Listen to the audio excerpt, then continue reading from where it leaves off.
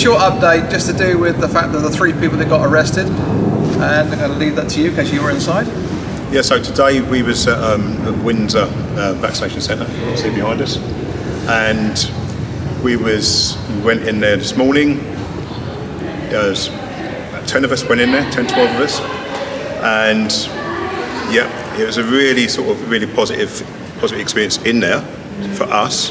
Not so much for the NHS staff, because all they want to do is get us out. We wasn't going to leave. We was determined to stay until we'd given the information. The information was given out. Unfortunately, the NHS staff had left by then.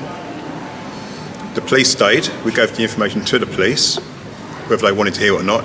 Mark spoke very well and pointed that out, exactly what these vaccines are. They threatened us by saying if we don't leave, you may be arrested. We stood our ground. Eventually, Mark spoke to us all and said that I don't want any of you getting arrested, so if you're ready to leave, we can leave. We can go to the police station and speak to the police, speak to the superintendent, which is what we were planning to do.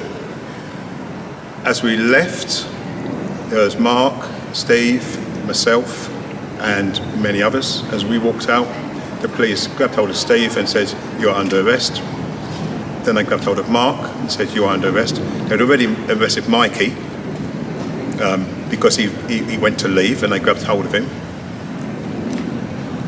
What happened then is I left, the rest of the team left, but Mark, Steve and Mikey were taken away and were put under arrest.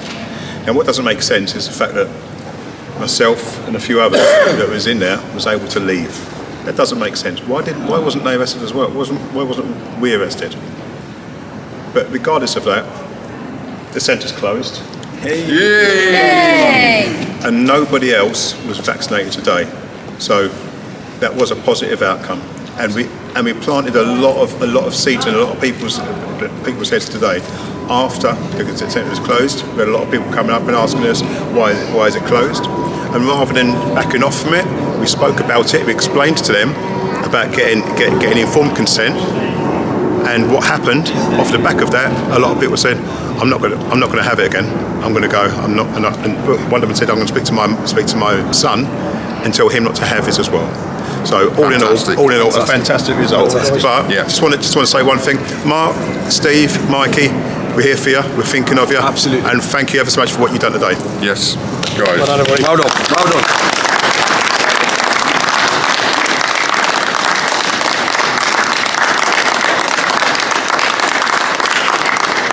And a big thanks to the cameraman. Big thanks to the cameraman, Brian.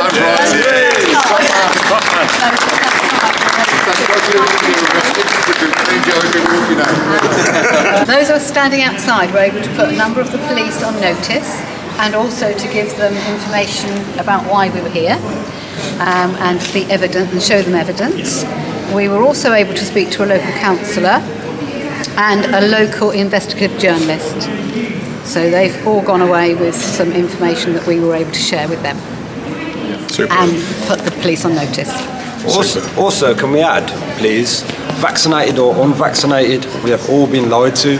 Whether you can relate to the injuries or not, we have all been lied to, and this will carry on until you stand up with us. We need the vaccinated to stand with us to make an impression. It's keeping the whole thing going. It really is important. You start speaking up on your social media platforms, see what happens. Start speaking up to friends and family, see what happens. You will see the divide day, of course. We need to come together and we need to identify, they've already been identified actually, identify the people in power creating these problems and strip them out. Thank you. Superb.